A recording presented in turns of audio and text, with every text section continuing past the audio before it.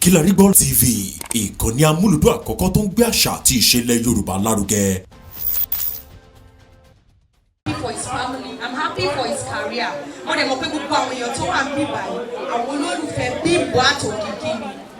O ò lè lọ́ọ̀bù Òkìkí kó má lọ́ọ̀bù Bímbọ́, o ò rọ́gbọ́n dá sí o. This is a beautiful gathering. Ẹ má jẹ́ ìṣòyìnbó sọ, bóyá kí n wálé, ṣé kí n wálé? Àbárí Yíbò, àbárá Hausa, Kéédú, Zomana. Ẹ wọ ọ̀bọ̀dẹ́lẹ́ púpù yìí látàárọ̀ wọ́n làwọn pa 38 ní kúre. Àwọn èèyàn fún wọn lọ́wọ́ lọ́tún lọ́sì 38 yìí ni.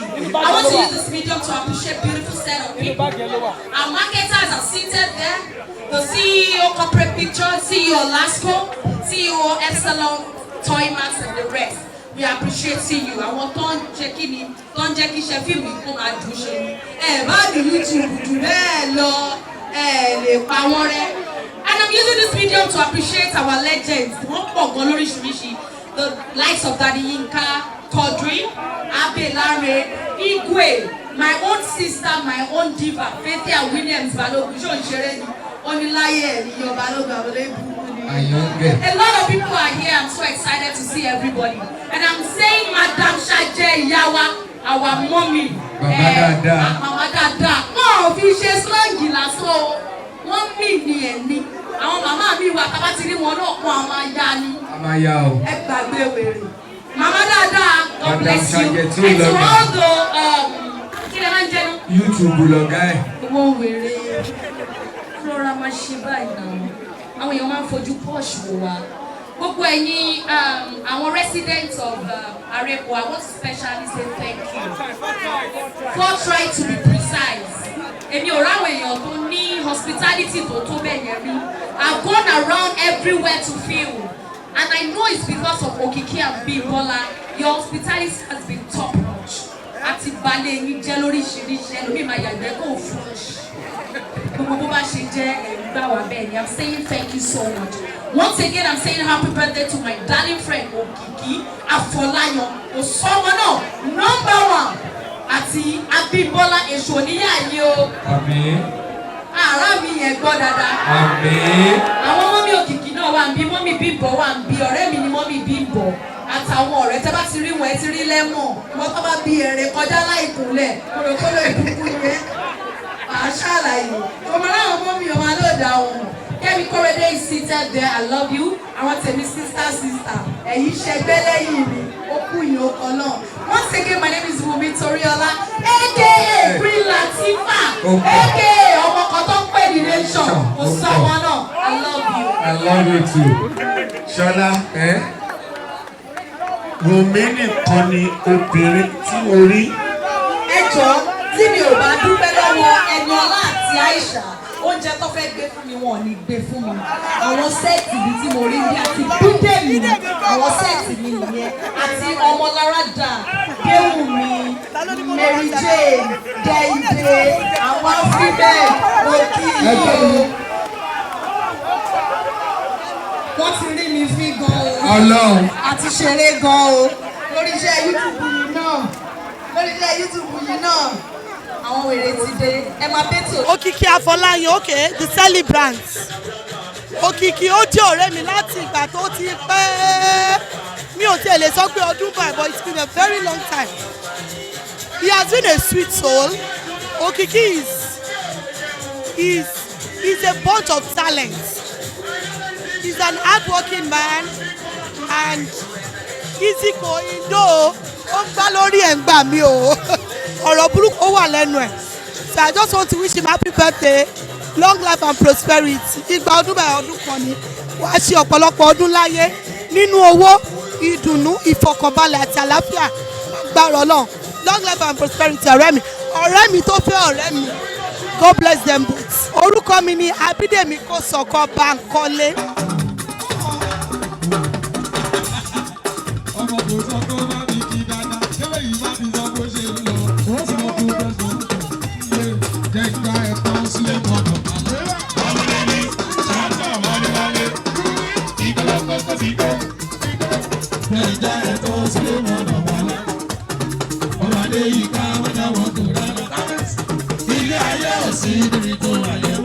tọ́jú ọkọ̀ ìyá kiri tára yé ṣe máa ti yàtọ̀ kó sọ fún ọ̀tà. Èmi ò gbà lọ́wọ́ wọn ọ̀tọ̀ máa bá bèbè bá. Ọmọ kò sọ fún mo ṣe tẹ́tọ́ mo ṣe mi kò sí rẹ̀.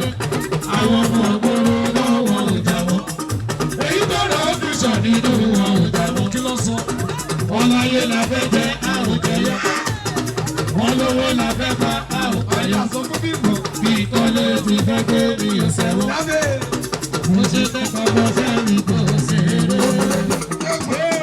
Wálé sáńtà tó gbé tó fi gbé wá. Máa gbọ́ kí mo gbé bọ́ lọ́rùn, òbí dá mi lọ́lá. Kí mo gbé bọ́ lọ́rùn, òbí dá mi lọ́lá. Orí ọmọ sanwó pé omi ló tún gbé sítórì, omi ló tún gbé nọ́mbà yẹn jáde. Ó ló sanwó pé Scarface ọ̀pọ̀ ní kéèyàn ṣe fún mi. Kó káwọn superstar wọlé kó máa sanwó. Eléyìí sanwó pé Àìsà olóòtú sanwó pé yé tí wọ́n bá ti confirm ó ti wà rẹ̀ ó ti lọ. Ọlọ́run nítorí ọlọ́pàá tí kò ìlàjì lọ́pàá ti confirm.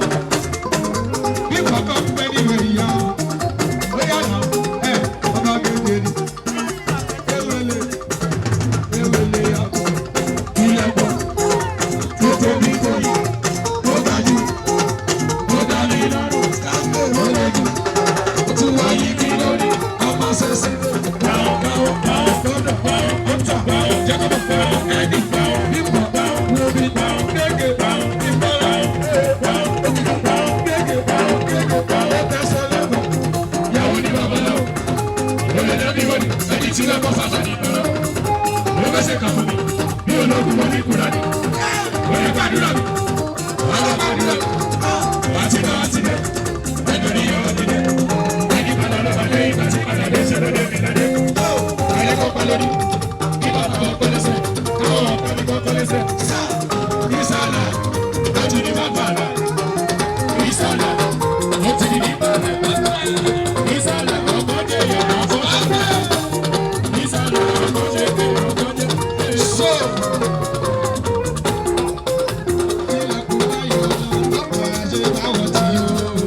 ìlú Canada ni wọ́n ti ṣe. Dálẹ́ tí wà ń bẹ̀, ṣó gbogbo àwọn lọ́dún fẹ́ rí. Gbogbo 30 December lọ́wọ́ wọn tà ló wà. Tọ́jú yìí tún máa bá ẹni tó bá mọ̀ tó lọ́dẹ. Wàláì, 50th edition. Wàláì, tèmi gbọ́ngàn bá 50th edition 5 years 2025 tó bá wá ṣe dáadáa tó fẹ́ máa gbogbo ẹ̀jẹ̀ lójú nítorí wá ní gbogbo MC ó ti fọ́ wèrè bá ṣẹlẹ̀ ó ti gbogbo lẹ́kì ìṣọ́dọ̀ ìjọ́jú wọlé wàláì kó tí wọ́n lọ fọ́ wàláì gbogbo lẹ́kì máa ya Wumi tó yẹ láyé sí wọ́n tún ní kí ni ọgbà tó gbé jáde báyìí torí ọlọ́run ọmọ yé ládùúró wájà mọ́sàrí ọ̀sàdì ládùúró wájà mọ́sàrí ọ̀sàdì láyé. Èmi àti bàbá mi Alábí Pasuma ó ní lulu Canada torí ọ̀tá ọmọ wo mi ò tún mi wò ayé mi ò yànjú ṣùgbọ́n àná kúrò ó tẹ̀jọ́ láyé yànjú ọ̀tá ẹ̀mí rí ẹ̀kọ́ wọ̀nyọ̀ ti kọ́ ní ẹ̀tẹ̀lẹ̀ ní jù ṣùgbọ́n ìwò bẹ̀mí o. Àìsàn sọ fún ṣùgbọ́n ìwò bẹ̀mí ló wá sọ mí nínú àwọn ojú. Adìrẹ ọmọdé sọ, mọ́sàrí ọ̀sàdì láyé. Wọ́n máa lọ ṣe bí èsì òdòdó tó kú sínú ìfọ̀tí. Wọ́n máa lọ ṣe bí èsì òdòdó tó kú sínú ìfọ̀tí. Kàkà kó tọ́ di àwọn wọ́n á fún lọ kòkó lọ, ó dùn ó dùn ó ti rìn lọ. Òkú sínú ìgò tí ṣe bí tẹ́bí bá wà, àtúkù mi tó bá yá. Adìrẹ ọmọdé sọ, mọ́sàrí ọ̀sàdì láyé. Ẹ ti gàdúlẹ̀, ó wá bẹ́ẹ̀ tí ẹ ti gàdúlẹ̀, ó wá bẹ́ẹ̀ tí ẹ ti gàdúlẹ̀. Wọ́n gàdúlẹ̀ sí every 21st. Ẹ ti gàdúlẹ̀. Wọ́n tún máa gàdúlẹ̀ sí April. Ẹ ti gàdúlẹ̀. Ẹ bá mi rìpíìsì ẹ̀fọ́ kìkì. Gàdúsí, gàdúsí, gàdúsí, gàdúsí, gàdúsí. Ilé bàbá mi ní bìdí pẹ́tẹ́. Àwọn àbá wò lọ́bẹ̀. Ilé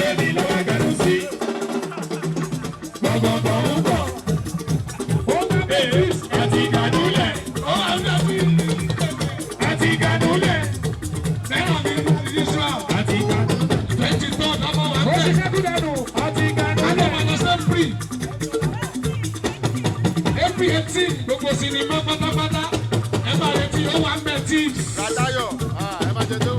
Aláyọ̀ mi ní. Aláyọ̀ mi ní. Ọgbà aláyọ̀ mi ní. Èèyàn fi scarface. Aláyọ̀ mi ní. Bẹ́ẹ̀ òkè spiritual mi ní. Ó ṣiṣẹ́ kú dánúdánú.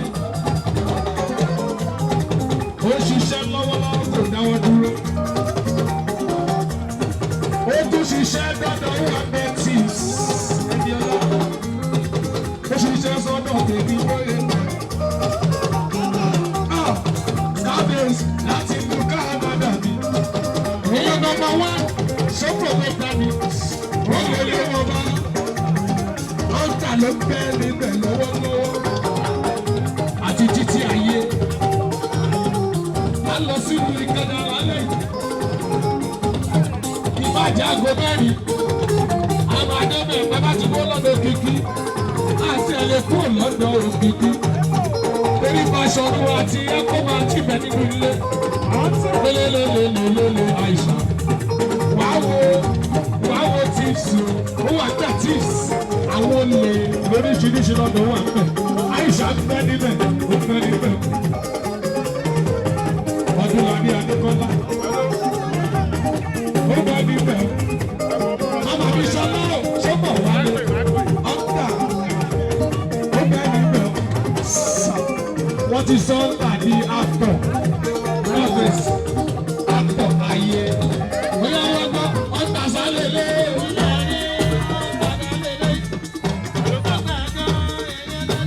Bóyá pàjọ́ ìdí ẹ̀. April ló túbọ̀ sí. Nínú Canada. Àjọmọdé bẹ̀. Àjọmọdé bọ̀ ṣùgbọ́n. Àti bóyá bẹ̀rẹ̀. Àti Jẹ̀bú ìgbé.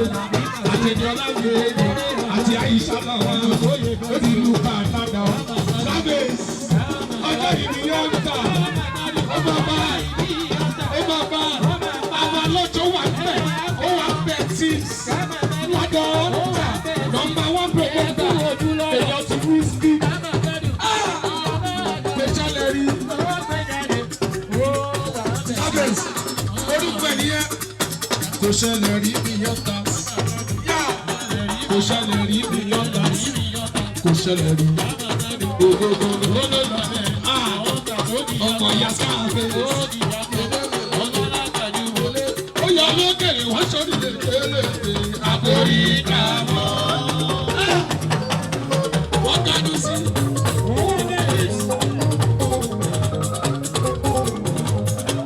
Ó yọ lókèrè wọ́n lọ kà lulẹ̀ àbórí ìdààmú.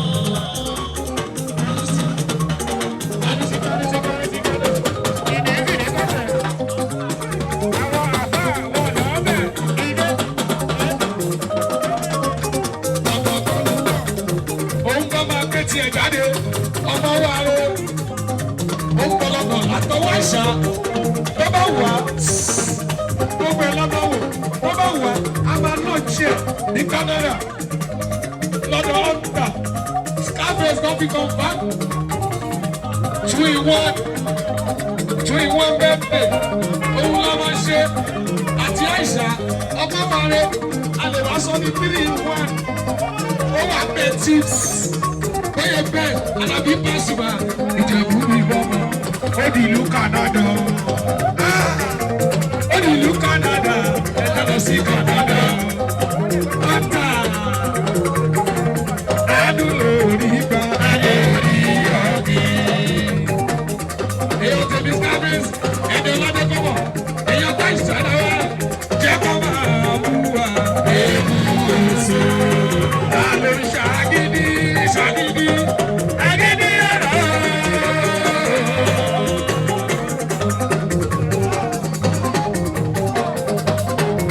Sà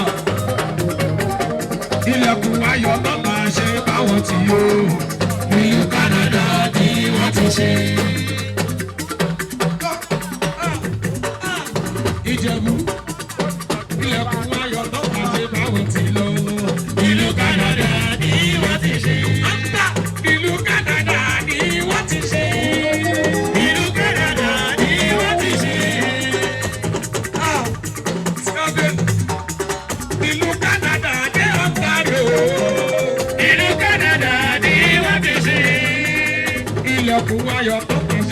ti lọ ìlú Canada bí ó ti ṣe.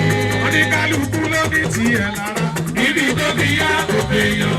Láti ìjọba láyé bí tóbi gbogbo ọgbọ́ta ní bọ́lá. Bámúbámú ẹni tí lè mọ bẹ́ẹ̀ ní bàrà òkìlẹ̀ ògbàgbà. Wọ́n tà sọ fún Scarface kọ́ ránṣọ wọn níbi tó gbé yá.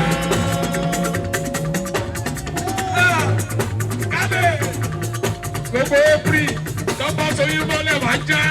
Bẹ́ẹ̀ bá ti wá mi Naija, bẹ́ẹ̀ bá ti bá mi nílé Canada ni mo wà o.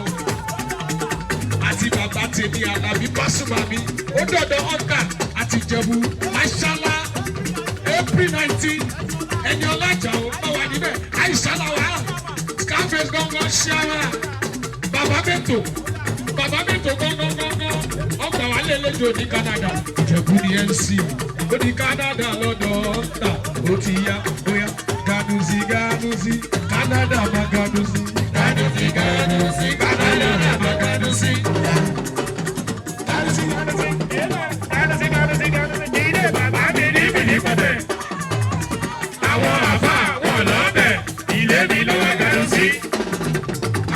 Gbọ̀gbọ̀gbọ̀ ẹ̀sìn ganulẹ̀.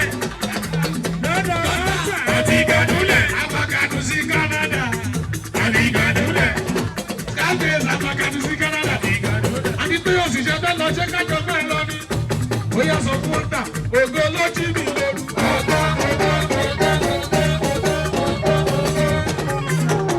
Scarface sọ fún ògo ló jí wa lóru àná.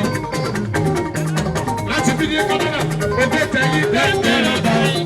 Èèyàn kọ́kọ́ àwọn táwọn ọ̀tá yìí ṣẹ̀rọ̀ bẹ́ẹ̀bì. Èèyàn bíríkìú, ògo tẹ̀yìn tẹ̀tẹ̀rẹ̀ báyìí. Sàbí tọ́jú dáhùn bá mi tọ́jú Emirati. Táwọn ọ̀gá yìí ṣẹ̀rọ̀ bẹ́ẹ̀ni. Ẹ wo wọn lóko láyé. Báwo lọ ṣe tán lóko? Èèyàn ní ìjọsìn yọ fẹ́ kíkí. Wọ́n lóko láyé. Akọ́kọ́ bábí sọ fún lọ́tà. Ṣọ́fẹ́ bá mi para wọn. Ṣọ́fẹ́ bá mi sọ̀rọ̀. Ó yẹ ká ìbá ìtúkúlẹ̀tì. Torí físà ló wà lọ́wọ́ ẹ̀ ó pọ̀ gan-an. Kúlẹ̀tì ẹ̀ ẹ̀yà ni máa ń jáde. Físà tó gbé nínú pásítọ̀tì ẹ̀ ó pọ̀ tíátíá. Ayọ̀tayé bóyá ọmọdé wá ń gbé báyọ̀. Ọ̀tà sọ fún Gúlẹ̀ sọ fún Scarface ní ìjọ́nsì. Ṣé ká máa lọ Canada lọ́dọ̀ ọ̀tà? April 19, ọgbà ẹjọ́ lọ ní bàbá yìí méjì tó bá ti wá bẹ̀. Abẹ́jà gángan, òun àti Ìjẹ̀bú, àti DNC, Àìsàlà wà, akọ́gun gángan fúnra ẹ̀, orí wọlé, lélelélele, ọ̀tà, tàbí, yẹ kọ́ wà, yé, náà sọ fún wọn wípé, gbogbo ìjọ ti yàgé, gbogbo èké ti yàgé. Ọ̀rọ̀ bàjẹ́ ti yẹ lóru kí Ọlọ́run ọjọ́ yìí. Sọ fún wọn bẹ́ẹ̀, Ọlọ́run ọjọ́ yìí. Àṣebàjẹ́ Ọlọ́run ọjọ́ yìí. Fún nítorí ọlá, kú láti bá.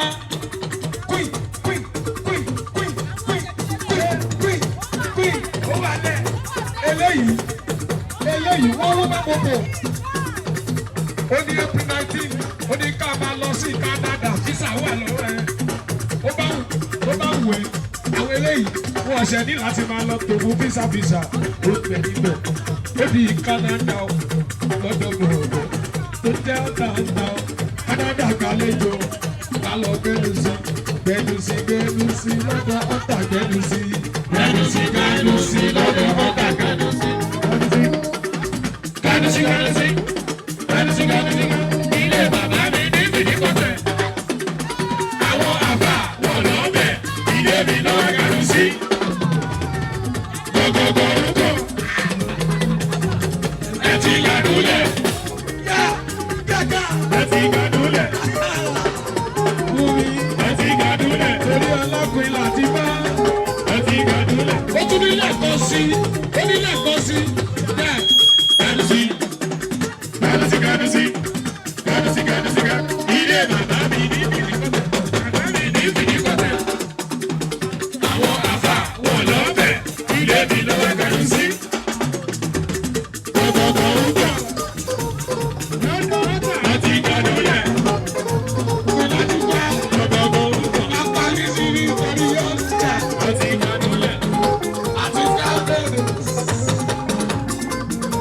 Ifá ó pọ̀ ní Canada. Aisha náà wà ló pọ̀. Ó wà ń bẹ̀ tí wọ́n ń gbé bọ̀. Emirati, òun kọ́ fẹ́ gbórí wọlé. Àṣàlọ̀ Media Man àti Tọ́lọ́sì kan fẹ́ gbórí wọlé. Media Man wọ̀ rẹ̀ officially àti Dansi TV àti Kilarigbo. Ó di dáadáa lọ́wọ́ kan. Máa wò mí o, máa wò mí. Ẹ̀yọ́ máa wò mí. Ìgbà tó dé kù, ó dọ́dọ̀ kìkì. Ọkọ̀ Bímbọ́lá gbọ́ngàn tiẹ̀ dà. Ìyàwó wa dà. Bímbọ́lá gbọ́ngàn dà. Látàárọ̀ ìwọ dà. Bímbọ́lá ìyálàyà. Ayò kìkì. Ọ̀ǹtà ló pè é. Àti Scarface. Àtẹniọlá mi bèbí. Àti Aisha Lawal.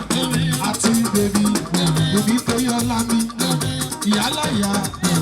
Number 1.